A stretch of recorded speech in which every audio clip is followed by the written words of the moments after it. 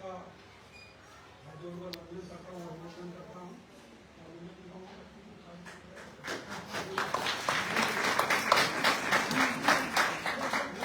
ये कहना पड़ेगा कहता वो है वो सबसे सभी का दर्जा आपका काम होता है।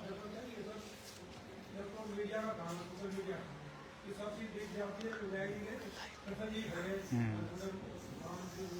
आप लोग सब बैठे हो, काफी चर्चा होगी।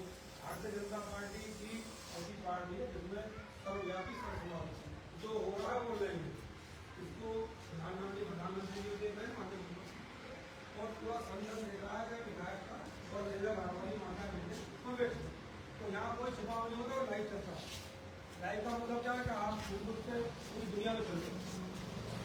आप 12 लोग इकट्ठे हो तो आपकी गाँव की खुशबू बढ़ती है कि भाई लोग का पार्टी लगा। तो मेरा कहने का मतलब ये है कि संगठन महापर्व जो सदस्यता अभियान है इसका नाम है संगठन महापर्व। जैसे आप होली दिवाली का त्यौहार मनाते हैं उससे ही बढ़ गया, क्योंकि पहले राष्ट्र है, राष्ट्र बड़ा कोई नहीं है। पहले राष्ट्र, फिर पार्टी और फिर पार्टी। व्यक्ति विशेष बाद में है, पहले हम सब राष्ट्र है जिस राष्ट्र में रहे। आपने देखा होगा जहाँ पे युद्ध चल रहा है, यूक्रेन रूस हुआ, 150 साल से बराबर युद्ध चल रहा है, इजराइल हो या हमास हो, तो वहाँ पे जहाँ युद्ध है वहाँ भाई देश मजबूत नहीं तभी तो मारा कटाई चल रही है। यहाँ फिर आपकी सरकार भारतीय जनता पार्टी की है, देश और प्रदेश में किसी की हिम्मत नहीं है, चाहे चाइना हो चाहे पाकिस्तान हो, तो आग उठा के भी देख लें। वो देश ये देखता है इसलिए नहीं कि आप सक्षम है। 340 करोड़ देशवासी, सबके सब देशवासी मोदी जी के साथ खड़े। और अगर राष्ट्र कमजोर हो, हम कमजोर होंगे तो आपने वो हाल देखा है। 16वीं सदी में इस हिंदुस्तान भारत की अर्थव्यवस्था पूरी दुनिया की आधी पूरे दुनिया की आधी थी 16वीं सदी में। और हमारे बिना हमारे दुनिया के फैसले नहीं होते थे। अगर किसी देश को कोई आना चाहती सबसे पहले भारत को पूछते थे भाई क्या करें।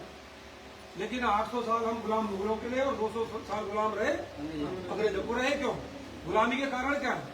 वो गुलामी के कारण है कि राष्ट्रभक्त से प्रेम हट गया, हम राष्ट्र के प्रति हमारी भावनाएं हट गई, और दूसरा आपस में फूट डालो और शासन करो, एक दूसरे की पेड़ काटने लग गए। जब देश कमजोर हुआ तो और आताताइयों ने कब्जा कर लिया, और वो आताताई है बिजनेस व्यापार कर यहाँ बैठे आए थोड़े भले, और कुछ समय बाद ही उन्होंने 800 साल बाद रहे थे अंग्रेज आए, व्यापार कर गए और तुमसे फूट डालो डालो शासन करो की नीति के बाद आप पे राज। ये देश 14 बार आजाद हुआ, 14 बार गुलाम। और जब जब गुलाम से आजादी मिली तब तब आपने अपने शरीर का भारत माता का एक अंग काटा, जब जाके आप आजादी। अंग कटना ही है ना।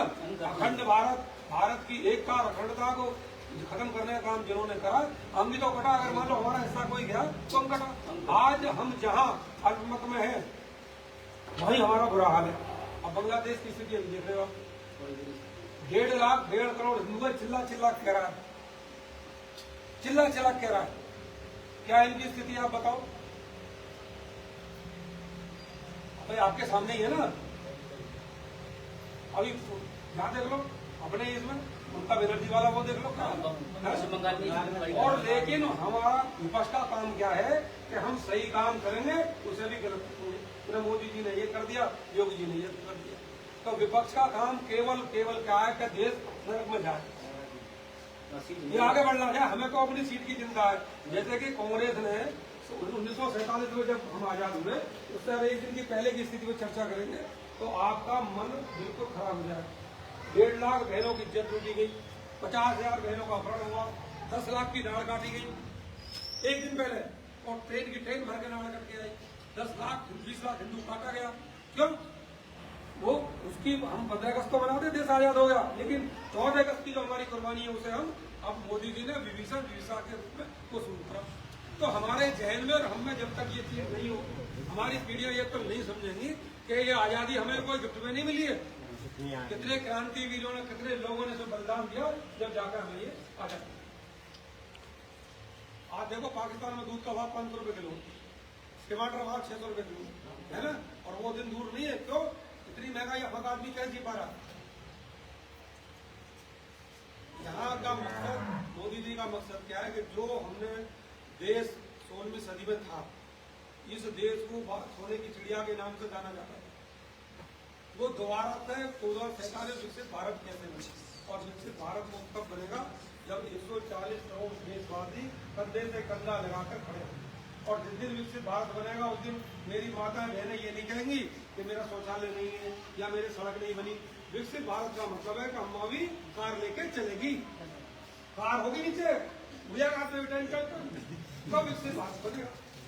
तो उस विकसित भारत को हम बनाने वाले लिए भारतीय जनता पार्टी और बाकी सपा बसपा कांग्रेस टांग खींचने, तो वो टांग हमारी ना खींचे। इसलिए हर 6 साल में भारतीय जनता पार्टी ये संगठन महापर्व सदस्यता अभियान चलाती है। सदस्यता अभियान का मतलब है कि अपने कुनबे को बड़ा करना और सरकार की रीति और नीतियों के बारे में चर्चा करना। तो चर्चा करना, जब देश आजाद हुआ हमारे देश में 2 टुकड़े कर दिए नेहरू जी ने।